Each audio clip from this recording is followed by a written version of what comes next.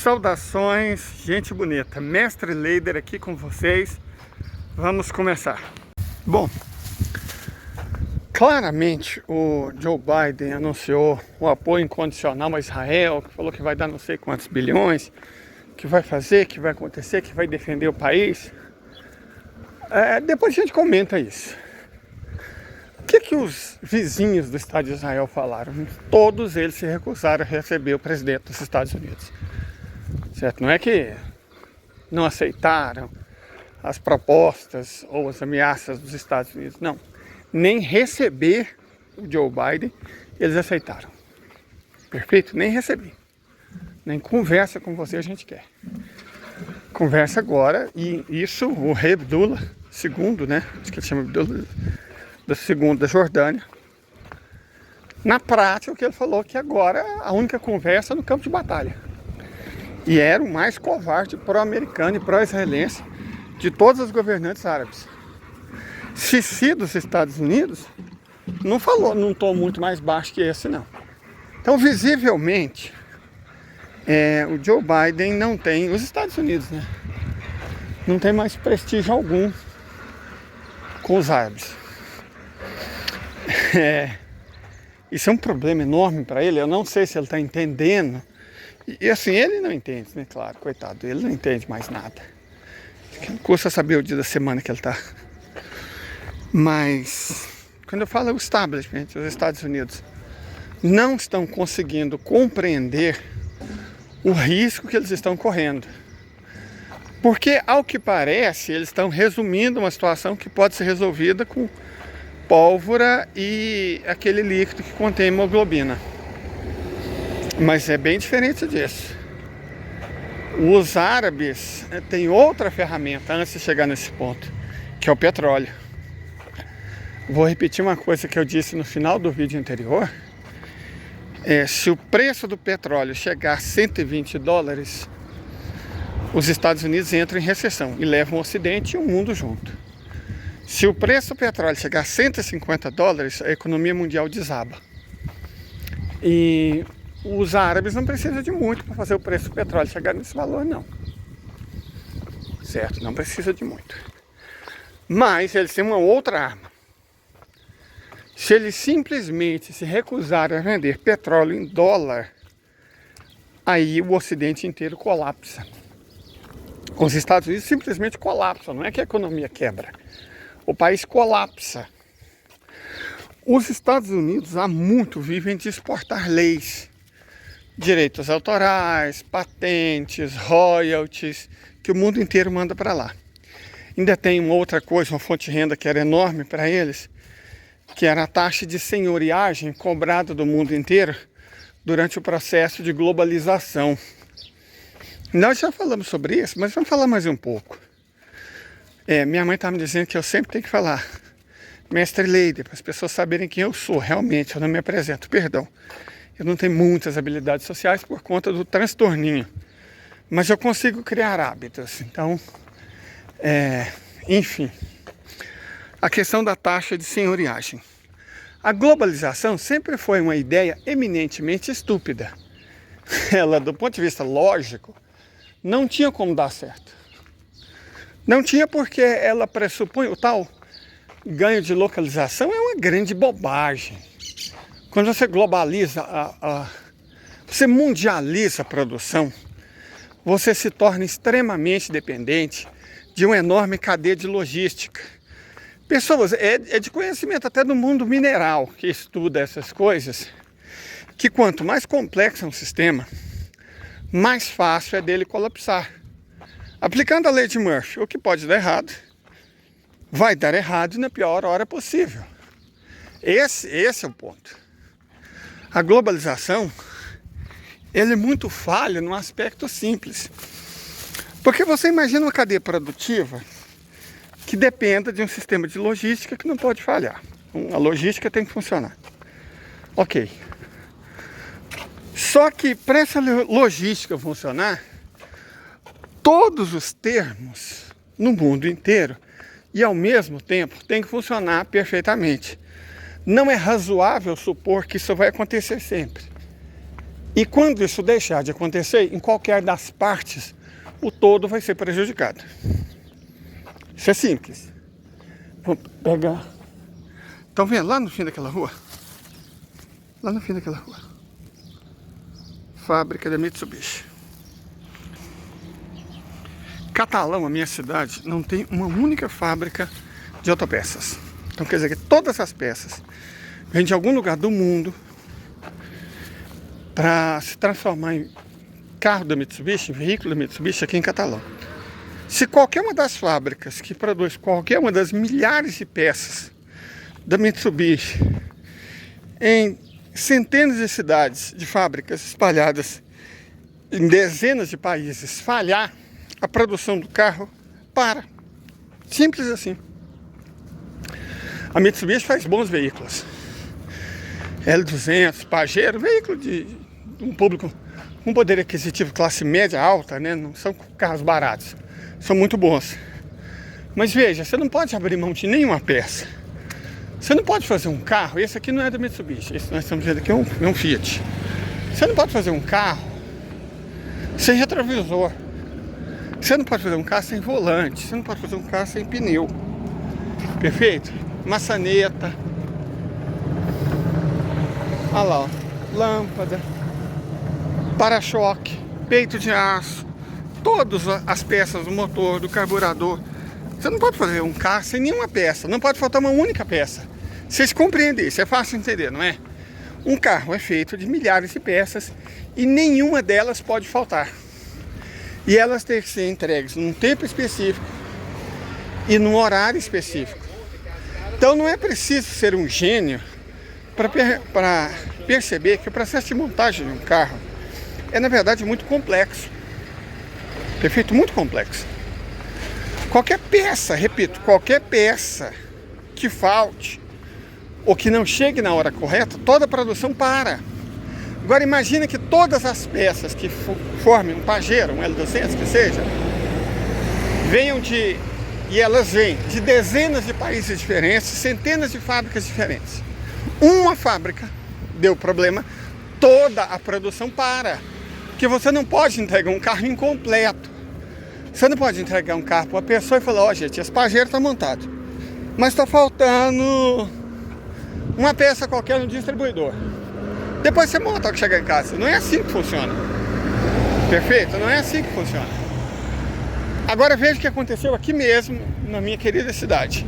Durante a pandemia, duas fábricas, pequenas ao que tudo indica, que trabalhavam com semicondutores, chips, né, microprocessadores, falharam.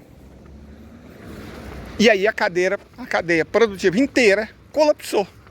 Ficou-se praticamente 2 meses sem montar determinados modelos, porque estava faltando duas peças que juntas pesavam 1 grama. Então, se tem uma coisa que a pandemia mostrou, foi o óbvio, foi o auto-evidente, foi aquilo que se escondia através do discurso fajuto desses mestres da administração de empresas de livro americano, esses faladores de bobagem, globalização, isso, as cadeias globais, aquilo, toda essa porcaria, toda essa bobagem, certo? O que é que ficou claro com a pandemia? Que a globalização era um sistema merda. A globalização essencialmente é um sistema merda que colapsa por qualquer coisa, trazendo prejuízo para o mundo inteiro. Perfeito? Mas por que ela existia? Ora, porque os administradores de empresas das maiores universidades do mundo, fonte, os americanos, né, que colocavam eles mesmos no topo das listas, diziam que era um sistema eficiente, que era produtivo. Cara, os economistas ligados a isso simplesmente mentiam, porque não é um sistema eficiente, pelo contrário, é um sistema muito ruim, e é ruim de maneira auto-evidente, aquilo que eu comentei no começo. Não tem como dar certo, porque basta uma falha para o todo colapsar. E foi exatamente o que aconteceu na pandemia. Cadeias globais de distribuição colapsaram porque empresas de logística quebraram. Isso também deveria ser óbvio, né? A globalização depende de uma enorme logística. Certo? Uma enorme logística associada. Se ficou, às vezes, até 1 ano determinados setores sendo prejudicados, muitas empresas quebraram. E muitas empresas de logística quebraram. Resultado: muitos produtos simplesmente não tiveram como sair do ponto A e chegar ao ponto B, porque a cadeia produtiva, a cadeia logística dele foi desmantelada. E você não substitui, não é simples assim, ó. Eu pego, eu não sei como esses semicondutores saem de uma fábrica qualquer de Taiwan e chegam em Catalão. Eu sei que exige uma certa burocracia, exige transportadoras, existe seguro, exige frete. Você tem que pagar a taxa de senhoriagem que os Estados Unidos pegam no mundo inteiro, porque a moeda de Taiwan é o dólar taiwanês. Então aqui no Brasil você pega o real, transforma ele em dólar, chega em Taiwan, transforma em dólar taiwanês. Aí, bom, a empresa vende para o Brasil, né, transforma em dólar, chega no Brasil, você tem que pagar em real. Então você envolve troca de moedas. Cada vez que você troca moeda, você aumenta a necessidade de dólar e você paga uma taxa para os Estados Unidos. Eles abocanham isso do mundo inteiro. Peraí. Enfim. Acabamos passando no mercadinho de sempre. O iogurte estava R$ 5,00, R$ 4,99, né? A bandeja. A carne estava R$ 16,99. Costela gorda. E aí, enfim, né? A gente, quando tem um dinheirinho e acha preço barato, você não pode perder a oportunidade, né? Ó.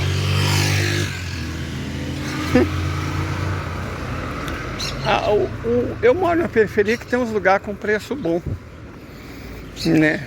Nas capitais, no shopping. Eu lembro quando eu morava em Uberlândia, morava perto de um dos shoppings, os preços eram não bons. Então a gente sempre preferia comprar em açougue de bairro, né? Frutaria de bairro, essas coisas que tem um preço mais acessível. Mas voltando aos nossos interesses geopolíticos. O ponto central da discussão é que os Estados Unidos têm uma economia há uns 50 anos. Isso foi potencializado de maneira negativa pelo Reagan e um dos pais, né, do neoliberalismo, Buchanan, James Buchanan, ou Pat Buchanan, eu sempre esqueço qual Buchanan. Eu sei que teve um Buchanan que foi presidente dos Estados Unidos e teve o Buchanan Nobel, né? Não é Nobel, não é Nobel, não existe Nobel de economia. É um prêmio que o Banco Central da Suécia ele dá para economistas que falam que os banqueiros querem ouvir, certo? Chamado Nobel, mas que não é o Nobel. O Alfred Nobel não acreditava que a economia fosse ciência. E de fato, na conformação atual, ela não é ciência realmente, né? Ela é uma espécie de horóscopo que, ao invés de signo, manipula números. A economia é isso. Eu tenho formação em economia e basicamente porque eu sempre me interessei em não ser enganado por economista. Então você tem que estudar, não tem jeito. Peraí.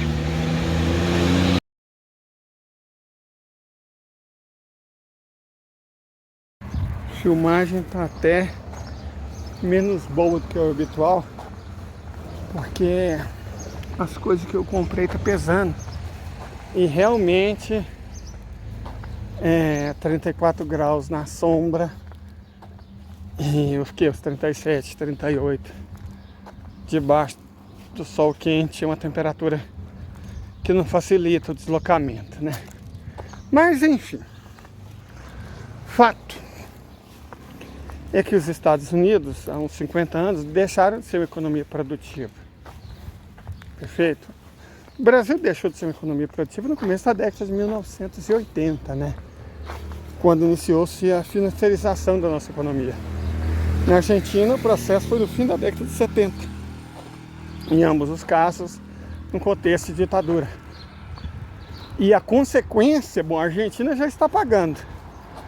Nós, se não fizermos, também vamos pagar. Se não fizermos alguma coisa, também vamos pagar. Uma economia do tamanho da brasileira, com mais de 200 milhões de pessoas, não pode simplesmente se basear na produção e exportação de produtos primários, cara. Não dá, não dá. Fazenda, latifúndio, não vai gerar emprego para todo mundo, não vai gerar renda para todo mundo. O agronegócio não é nem o problema. Porque se, por exemplo, nós somos um grande produtor mundial de algodão, se o nosso algodão, como no caso do Egito, virasse tecido e nosso tecido virasse roupa, como era no passado, cara. O Brasil chegou a ter grandes, né? Sulfabril, Malo, um punhado de empresas que ou desapareceram ou são hoje nanicas em relação ao que era. Por quê? Porque a gente não conseguiu competir. Por que a gente não conseguiu competir? Se tinha uma escala de produção tão grande, não conseguiu competir simplesmente por causa da Lei Candir. Todas essas empresas fecharam após a Lei Candir. A ideia da Lei Candir é absurdamente ridícula. Eu não sei quanto tempo meu celular vai aguentar, ele está esquentando muito por causa da temperatura. Vou tentar passar por meio dos trilhos para ver se ele pega um pouco de sombra e não superaquece. A ideia da Lei Candir, ela é favorecer a exportação de produtos primários, ou seja, latifúndio, mineradora, e que não gera emprego, que não gera renda, que não gera desenvolvimento, que não gera cadeia produtiva. Certo? Nós nos tornamos um exportador de matérias-primas, de produtos primários. É isso que a Lei Candir fez. Então é muito mais interessante para os latifundiários brasileiros exportarem sem industrializar nada do que para o algodão virar tecido, o tecido, algodão virar linha, né? Fio. O fio virar tecido, o tecido virar roupa. Então fábricas inteiras fecharam, porque elas pagavam imposto. A exportação de produto primário, que não gerava renda nenhuma, que não gerava emprego nenhum. Bom, aí não. Então Fernando Henrique Cardoso, ele, não sei se ele tinha noção, né? Mas eu creio que sim, ele não é tão burro assim. Ele propositadamente resolveu destruir a economia brasileira, junto com aqueles cabeças de planilha do Plano Real, num contexto de neoliberalismo. Resolveu destruir a economia brasileira para favorecer o agronegócio e a mineração, setores que, além de tudo, passaram a não pagar imposto. Olha que loucura, não gera emprego, não gera renda, não gera desenvolvimento, não conduz a cadeia produtiva e não paga imposto, cara. Você paga imposto, eu pago imposto. Latifundiário não paga imposto. Não sei se vocês sabem, mas latifundiário não paga imposto. Ah, paga o ITR. Todo o ITR dos 850 milhões de hectares do Brasil é 1 bilhão. Ridículos, 1 bilhão de reais. Quer dizer, então é uma piada, né? Uma piada, o ITR é uma piada. Eles não pagam imposto. Perfeito? E pior, além deles não pagarem imposto, o governo federal tem que compensar os estados, ou seja, tem que tirar imposto de outros lugares e passar para compensar os estados. Para os estados, para os entes federais não perderem. Vocês entenderam a loucura? Eles não pagam imposto nenhum e obrigam o governo federal a desviar imposto para compensar os estados que perderam a arrecadação. Isso é uma insanidade, cara. Isso é uma insanidade. É uma loucura. E prejudica imensamente a economia brasileira. Tanto que depois da Lei Candir, já começou o processo de desindustrialização do Brasil, com a financiarização da economia, no início dos anos 1980.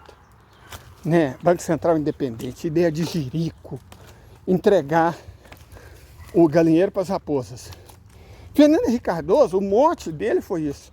Ele emprestou dinheiro público para grandes empresários comprarem patrimônio público, ou seja, roubou, cara. Os caras pegam dinheiro público e transformam patrimônio público em privado e compram por uma fração do preço. A Vale do Rio Doce, que na época estimava-se valia 100 bilhões, foi vendida por 4 bilhões e pouco. Com desconto de 95%. Mas você acha que está ruim? Não, a privataria foi muito mais que isso. O governo federal emprestou o dinheiro. Então, na prática, eu, se fosse amigo do rei, comprava Vale do Rio Doce para mim. Era só pedir um empréstimo de 4 bilhões, o BNDES dava. Eu comprava uma empresa de 100 bilhões por 4 e no instantinho ela ia estar valendo o valor dela, 100 bilhões. Eu ficava rico, podre de rico, à custa do Estado, roubando dinheiro público. Isso foi o governo Fernando Henrique Cardoso. Isso foram as privatizações. E dentro no contexto de Lei Candir. Porque você compra a mineradora e logo em seguida vem as boas notícias, né? Você não vai pagar mais imposto. Porque é um produto primário. Mas aí, sabe aquele investimento que você fazia Vale do Rio Doce estatal para transformar ferro em aço? E sabia CSN, aquele investimento para transformar aço em peças? Não, você não vai fazer mais. Porque senão eu vou cobrar imposto de você. Você vai vender só o minério de ferro, só a pedra. Não vai gerar nenhum emprego, nenhuma renda, nenhum desenvolvimento, nenhuma cadeia produtiva no Brasil. Você só vai vender pedra. O desenvolvimento, a renda, a cadeia produtiva, os empregos, os impostos vão ficar em outros países. Foi isso que Fernando Henrique Cardoso fez. Perfeito? Foi isso que ele fez, a galerinha dele. Foi isso que ele fez, cara. E vale para todos os setores. O Brasil era uma das grandes potências industriais do mundo. E dali em diante foi só declinando. Primeiro com a financiarização, depois com a Lei Candir, que desindustrializou e ao mesmo tempo reprimarizou a economia brasileira. Éramos uma das grandes potências industriais do mundo. No primeiro governo Lula, chegamos a ser um dos maiores exportadores mundiais de equipamentos de transporte. Navio, plataforma, avião, ônibus, caminhão, automóveis. O Brasil é uma potência industrial de classe mundial nessas áreas. Mas aí, né, os efeitos da Lei Candir foram mais ou menos como o câncer que matou meu pai. Não apareceram de uma vez. Meu pai resistiu 14 anos. 14 anos. Economia brasileira. Bom, começa em 82, aí vem Lei Candir. Enfim, né? Foi definhando. Hoje está morto. Para sustentar o agronegócio. Para sustentar a mineração. Perfeito? É isso, cara. Esse setor que não paga imposto, não gera desenvolvimento, não gera emprego, não transfere renda, muito pelo contrário. Concentra renda e gera emprego sim, só que em outros países. Gera imposto sim, só que em outros países. Gera cadeia produtiva sim, só que em outros países. E dizer que o doutor Fernando Henrique Cardoso, formado na Sorbonne, não sabia que isso ia acontecer? Por favor, né? E ele é normalizado, cara. A imprensa trata ele como se a palavra dele valesse alguma coisa. Como se a opinião dele servisse para alguma coisa. Como se ele fosse um homem decente. Entendem isso? Como se ele fosse um homem decente. É isso, é o que a imprensa faz, ela normaliza esse tipo de coisa. Mas, veja bem, esse processo que aconteceu no Brasil, aconteceu também nos Estados Unidos. Aconteceu também nos Estados Unidos. Os Estados Unidos eram uma potência industrial, a potência industrial mundial, né? Em 1950 chegou a produzir metade da capacidade industrial do planeta, era americana. O país era... Mas aí já entra o complexo industrial militar, né? Com Truman, que deu origem à Guerra Fria, transformou Europa e Japão em colônia, através do plano Marshall para a Europa e plano Colombo para o Japão, transformou o Japão e a Europa em colônia. Criou a Guerra Fria, usou os cogumelos no Japão, subordinou, pegou parte da Península Coreana e transformou numa colônia chamada Coreia do Sul, pegou um pedaço da China e transformou numa colônia chamada Taiwan. Os Estados Unidos fizeram isso. E aí, a partir já do governo Nixon, quando ficou claro, né, que os Estados Unidos estavam comprando o mundo sem ter dinheiro para isso, estavam abusando do privilégio de imprimir dólar, eles rompem unilateralmente o Tratado de Bretton Woods e começa a imprimir moeda fiduciária. A moeda fiduciária toma conta do mundo. Esse é um capítulo da história mundial que ainda tem que ser escrito, porque não há muita honestidade sobre ele. Como é que o mercado funciona sem lastro? Porque a moeda fiduciária não tem lastro. A gente até pode dizer que assim que o Nixon abole a moeda fiduciária, foi em 71, né? 71, foi em 71. O lastro da moeda dos Estados Unidos, querendo ou não, era a enorme capacidade industrial do país. Só que essa capacidade industrial, ela virou fumaça a partir do governo Reagan.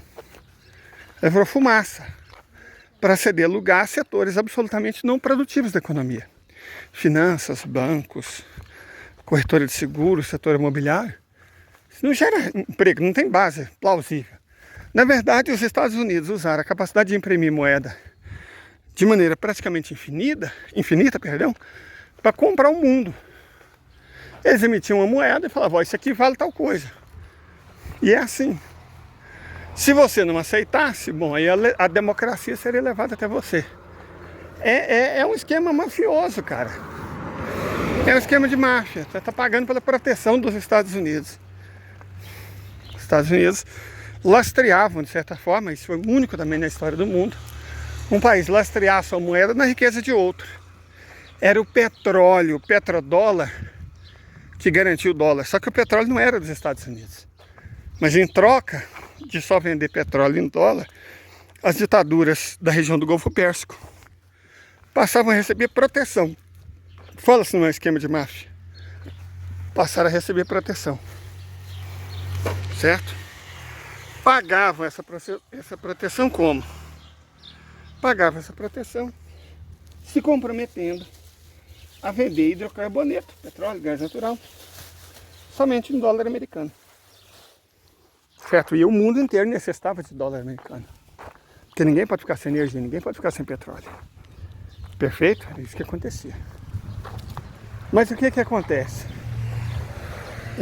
Com o fim da Guerra Fria, os Estados Unidos, inclusive teve manobra da CIA, né? Gorbachev e Boris Yeltsin eram traidores. Eles trabalharam, hoje se sabe, para derrubar o comunismo. Eram quinta colunas.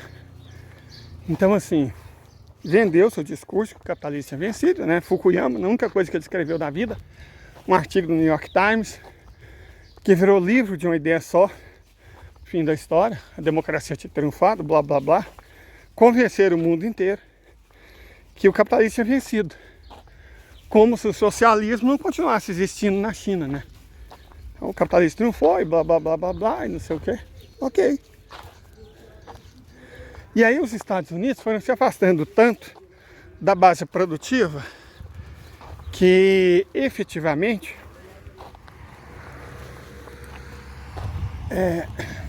pararam de produzir. Transferiram toda a base industrial dele para a China, para outros países como o México, outras nações do leste asiático, e ficaram só com os lucros da operação financeira. Os administradores de empresa deixaram de considerar manutenção, cara, não estou nem falando em infraestrutura, não. Deixaram de considerar manutenção como uma necessidade para a preservação do capital e passaram a considerar gasto. Resultado, os Estados Unidos pararam de investir em infraestrutura e pararam de maneira drástica mesmo. Você não tem nenhuma rodovia nos Estados Unidos construída a partir dos anos 80, ou ferrovia, ou hidrelétrica, redes de distribuição de energia. A rede de internet dos Estados Unidos é bizonha. Em muitos locais do país ainda se usa internet de escada. Quer dizer, o país é medonho em infraestrutura. Todo aquele blá blá blá de melhorar a infraestrutura para atrair investimentos valia para o resto do mundo, não para eles. Eles deixaram de investir nisso. E evidentemente, se você não investe, não estou falando investir não, vamos para outro nível. Se você não faz manutenção, o que vocês acham que acontece? O óbvio, se nem manutenção você faz, seu patrimônio vai começar a desvalorizar. Depreciação de capital que chama. O patrimônio começa a depreciar. Olha essa ferrovia. Quantas vezes eu já não mostrei o pessoal trabalhando na manutenção nela? Eles trocam os trilhos, aos poucos vão trocando todos os trilhos. Os dormentes, faz aquela manutenção básica, sempre estão aqui. Perfeito? Tem que fazer manutenção, cara. Você tem que trocar dormentes, você tem que ver como é que estão os trilhos, você tem que endireitar as coisas, você tem que colocar os grampos, de vez em quando você tem que trocar a brita, você tem que ver como é que está funcionando, para dar tudo certo. Perfeito? Só que nos Estados Unidos isso não é feito mais. Resultado, Não tem uma semana nos Estados Unidos que pelo menos um trem não descarrilha em algum lugar. Por quê? Porque não tem manutenção. As próprias locomotivas são dos anos 70, ou de tecnologia dos anos 70. Os Estados Unidos acho que não tem mais fábrica de locomotiva. Deixou de ter fábrica. Deixou de ter fábrica de praticamente tudo. Porque outros países produzem e enviam para eles. Só que isso agora está cobrando um custo, como era de se esperar, né? É óbvio que isso ia acabar acontecendo um dia. Que isso cobra um custo deles. Perfeito? Isso cobra um custo. Mas eles acharam que dava para ser assim para sempre. Um sistema baseado em Europa, Estados Unidos, pedaço do Japão, ganha dinheiro com financiarização, você cria globalização para colocar o mundo inteiro para usar dólar, circular mercadoria, para gerar frete, para gerar seguro, para gerar câmbio. E nesse frete, nesse seguro, nesse câmbio, empresas americanas tiravam uma grande quantidade de dinheiro da economia mundial e passavam para si, porque todo mundo tinha que transformar a moeda nacional em dólar.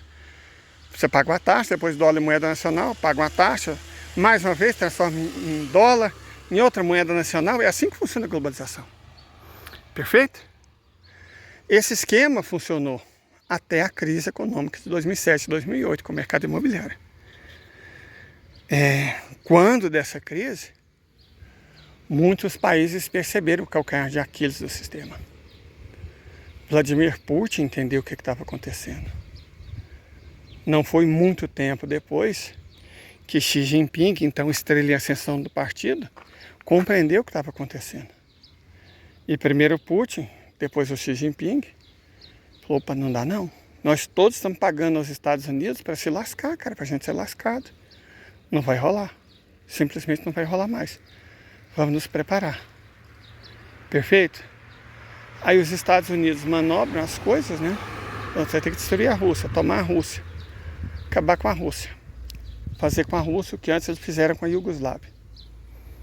Vamos balcanizar a Rússia. Usando para isso como proxy a Ucrânia, um país extremamente corrupto. Corrupto até a alma, né? Com um passado nazi muito complicado. Então, perfeito. E uma nação, um povo, né? Os ucranianos, ocupando um território que não era deles. A Novorússia sempre foi habitada por russos e sempre foi russa. Não existia um país chamado Ucrânia antes da União Soviética. Foi uma nação inventada. Na verdade, as nações que causam encrenca no mundo são todas nações inventadas. Israel é uma nação inventada pela ONU, no caso, falamos sobre isso. Taiwan é uma nação inventada. A Coreia do Sul é uma nação inventada. E a Ucrânia é uma nação inventada. Não são nações reais. São estados criados a partir de acontecimentos provocados pelos Estados Unidos. Para levar dissídia, para impedir desenvolvimento, para impedir progresso, para impedir cooperação, para impedir soberania. Foi para isso que esses países foram criados. Perfeito? Essa é a função deles. O Estado de Israel nós já explicamos.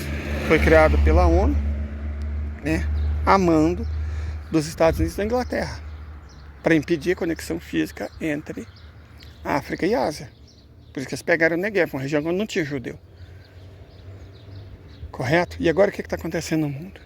A geopolítica do mundo está mudando drasticamente, porque a China avançou tanto na capacidade industrial, a Rússia avançou tanto na capacidade industrial de engenharia, o próprio Irã, a Índia, que ficou muito patente que sem eles, a Europa e os Estados Unidos não sobreviviam mais. Então, na verdade, se sem eles, a Europa e os Estados Unidos não sobreviviam mais, o que eles estavam fazendo é carregando dois grandes parasitas. É isso que a Europa e os Estados Unidos são parasitas da economia mundial. E uma hora você olha para sua costa e fala, por que eu estou carregando esse trambolho? Qual que é o objetivo? O que eu estou ganhando? Eu não preciso disso? Não preciso. É igual relacionamento tóxico. Uma hora ele te prende, você não vê no primeiro momento, depois você acha que é incapaz, mas num determinado momento você se liberta. E é o que está acontecendo agora. A Ásia chegou à conclusão que não precisa da Europa e não precisa dos Estados Unidos. Não faz sentido nenhum carregar as economias ocidentais nas costas. São parasitas, por que você vai carregar elas? Qual que é o sentido? Se você não precisa, muito pelo contrário, elas estão te prejudicando. Então é isso que está acontecendo no mundo. Não é uma guerrinha. O que está acontecendo no Oriente Médio é uma consequência de mudanças de ordem de economia política. A geopolítica está mudando por conta da economia política que está mudando. Perfeito? Transformações tectônicas estão acontecendo no mundo. Eu sei que, bom, não culpa as pessoas querer ver as cenas do que está acontecendo, mas a gente não vai mostrar a cena do que vai estar acontecendo, a não ser que seja realmente necessário. A gente tem que preservar a saúde das pessoas. Deixa eu falar uma coisa para vocês, gente, com todo o meu coração, todo o respeito aqui da minha alma. Enquanto eu pego uma sombra e vejo se consigo chegar em casa e eu tenho que ficar nessa sombra, senão o celular para. Ele está começando a piscar por causa do calor. Deixa eu explicar aqui para vocês. Os Estados Unidos não tem mais economia, ela foi destruída, cara. Infraestrutura. Terrivelmente endividada. Muito endividada. Mais de 100 trilhões de dívida. Fora os derivativos que já passou do quatrilhão. A desdolarização avança no mundo inteiro. A economia foi fortemente desindustrializada. E não foi reprimarizada como no Brasil. Ela foi financiarizada num nível absurdo. Né? Não tem Europa, já explicamos isso várias vezes. A Europa não tem recurso natural, não tem recurso energético, não tem matéria-prima, nem solo fértil aquele continente infeliz tem. É um continente pobre, que passou séculos, né, desde a tomada de Ceuta pelos portugueses em 1415, vivendo de roubar a riqueza dos outros, cara. O que foi o colonialismo? Roubar a riqueza das Américas. O que foi o imperialismo? Roubar a riqueza da África e da Ásia.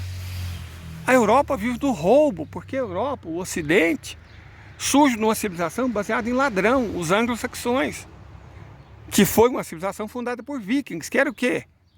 Eram traficantes escravos, escravizadores, eram estupradores, eram ladrões, pilhagem, saque e roubo, cara, eram ladrões, sabe, eram ladrões. E aprenderam desde sempre a colocar a culpa nos outros. Normalmente, num primeiro momento nos católicos, mas normalmente nos judeus. A culpa é tudo dos judeus. Mas não é. É dos ingleses. É dos britânicos. O judeu não tem nada a ver com isso. Não existe nada de civilização judaico-cristã ocidental. Não tem nada de cristão nessa civilização. Olha a reforma protestante, o papel que ela teve no desenvolvimento do capitalismo. O que o protestantismo... Pega o calvinismo. O que o calvinismo tem a ver com a mensagem de Cristo? Nada, não tem nada. O que é a mensagem de Cristo? Ame a Deus acima de todas as coisas, ao próximo como a ti mesmo. Não julga e perdoa. Pronto, essa é a mensagem de Cristo. É amor. É uma mensagem que fala de amor. Ela não fala em prosperidade. Muito pelo contrário. Mais fácil o camelo passar por um buraco da agulha do que um rico entrar no reino dos céus. Perfeito? O calvinismo fala exatamente o contrário. Jesus não promete felicidade. Pelo contrário, olha o que aconteceu com os apóstolos. As mortes horríveis que todos eles tiveram, com exceção de João. Olha o que aconteceu com os apóstolos. Olha o que aconteceu com os primeiros cristãos. Ninguém ficou próspero. As pessoas perderam a vida, na verdade. Ele não promete felicidade. Felicidade não é desse mundo. O governo dele não é desse mundo. Você não pode servir a dois senhores, Deus e Momon ao mesmo tempo. Perfeito? O dinheiro e Deus, você não pode, cara. Dá a César o que é de César, a Deus o que é de Deus. Está lá claríssimo para qualquer um entender. Mas aí vem o necrocalvinismo, o calvinismo. Ó, se você ficar rico pode ser um sinal que você vai ser salvo. Aonde Deus fala isso? Aonde Jesus fala isso? Onde está? Então, você cria, né?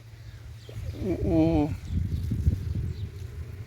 Max Weber, né, na Ética Protestante e o Espírito Capitalista, fala o quanto o calvinismo, em particular, foi importante para o desenvolvimento do capitalismo.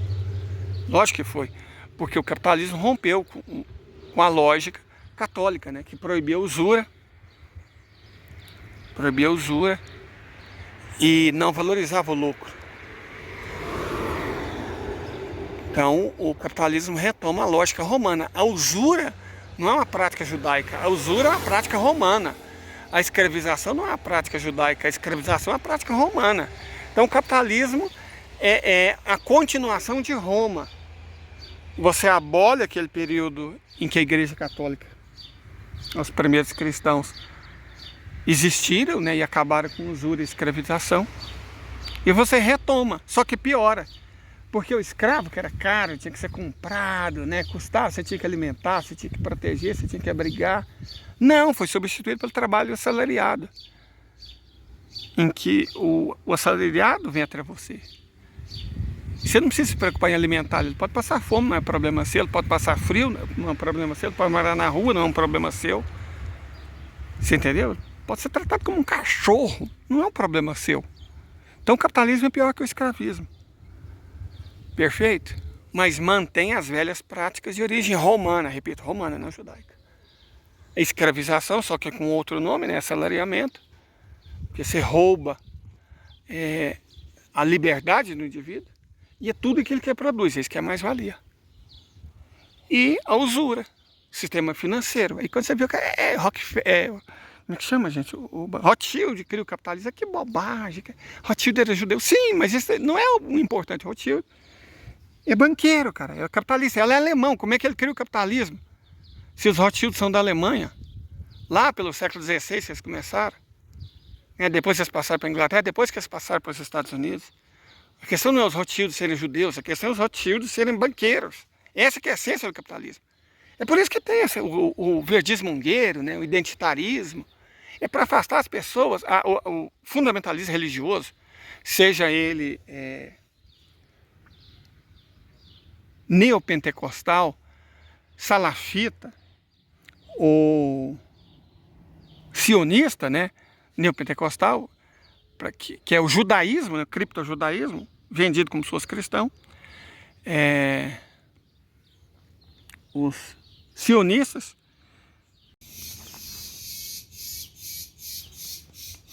e o salafismo vende como se fosse muçulmano. Toda essa ordem de mentira, esse império de causa mentira, está desmoronando. E é sobre isso que a nova ordem mundial está sendo construída, cara. É sobre isso a guerra. E o ponto da discórdia está no Oriente Médio. Como eu já venho dizendo há muito tempo, eu não estou nessa, não comecei ontem aqui. Eu venho dizendo há muito tempo. A coisa vai ser encerrada no Oriente Médio. É o que está acontecendo. Não vai ser limpo, não vai ser limpo. E não vai ser rápido. Certo? Então prepare os corações de vocês. Muita coisa não boa ainda vai acontecer. Muita coisa não boa, muita imagem horrível. Dê uma estudada no que foi a Nakba e no que foram os massacres de Sabra e Shatila. Coisa daquele tipo, só que maior em escala vai acontecer.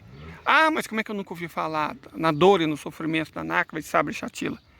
Porque não tinha internet para romper o que a mídia nos mostra. Mas aconteceram coisas horríveis. Está acontecendo coisas simplesmente horríveis. E vão acontecer coisas horríveis agora também. Isso não vai terminar na semana que vem, gente. Não tem essa ilusão. Todo mundo tem que ser forte. Todo mundo tem que se cuidar e cuidar do próximo. Porque as coisas vão complicar muito. Muita coisa não boa ainda vai acontecer. Então, se você não tem fé, força você deve ter. Perfeito? De algum lugar você tira a sua força. Tenta manter seu coração tranquilo, a sua alma forte, seu pensamento em paz. Que você vai precisar, e as pessoas das quais você gosta também vão precisar. Alguém tem que ser forte. Então a gente tem que estar preparado. Eu queria terminar com uma mensagem positiva, mas eu preciso ser realista. Que Deus tenha misericórdia de nossas almas. E os que não creem, acreditem na força que vocês mesmos possuem. E bom, vou ter que desligar porque tá piscando, o celular vai travar daqui a pouco, tá muito quente. Eu fiquei parado debaixo da sombra, mas eu